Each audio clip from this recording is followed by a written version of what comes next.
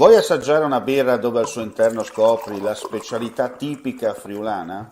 Lumi Beer, il prodotto ricavato in 20 ettari di terreno coltivato orzo-distico, biodiversità, performance ambientale. Lumi Beer nelle sue 5 versioni disponibili, 4 per consumo veloce e dissetante e la versione Magnum per intenditori. Lumi Beer si abbina a qualsiasi palato. Lumi Beer è un prodotto esclusivo Azienda Agricola Pancera, il buon seme, i buoni frutti.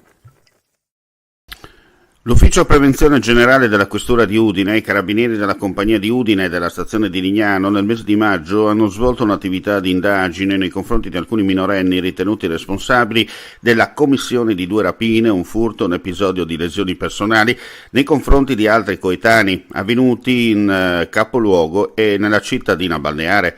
Le azioni criminose si sono verificate tra la fine di aprile e il mese di maggio e hanno visto quali protagonisti 2 giovanissimi minorenni stranieri di 14 e 15 anni che con la complicità di altri coetanei, allo stato non identificati, hanno posto in essere condotte aggressive, violente e di minacce nei confronti della vittima designata che, sopraffatta dalla violenza del gruppo, era costretta a subire la volontà dei suoi aggressori al fine di evitare conseguenze probabilmente ancor più gravi.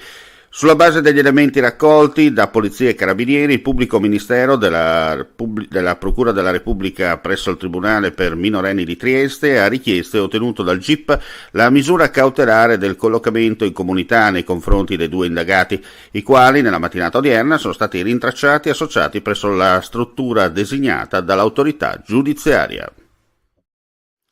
Alcune settimane fa una cittadina slovena residente a Gorizia, poco dopo aver effettuato un acquisto in un supermercato del centro cittadino, ha ricevuto la notifica di un avvenuto pagamento in un bar della zona e di 2 tentativi di acquisto di titoli di viaggio presso la biglietteria automatica della stazione, effettuati con la propria carta di debito.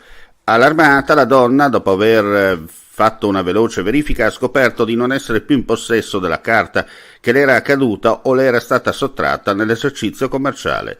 Dopo aver bloccato ogni transizione, si è rivolta alla Polizia Ferroviaria di Gorizia per sporgere denuncia.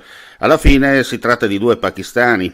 I 2 sono stati dunque denunciati per il reato di indebito utilizzo di carte di credito e di pagamento, anche se non è stato possibile recuperare il bancomat della quale la coppia dei pakistani, vista ormai inutilità causata dal blocco, deve essersi liberata prima di essere fermata. Ulteriori indagini in corso.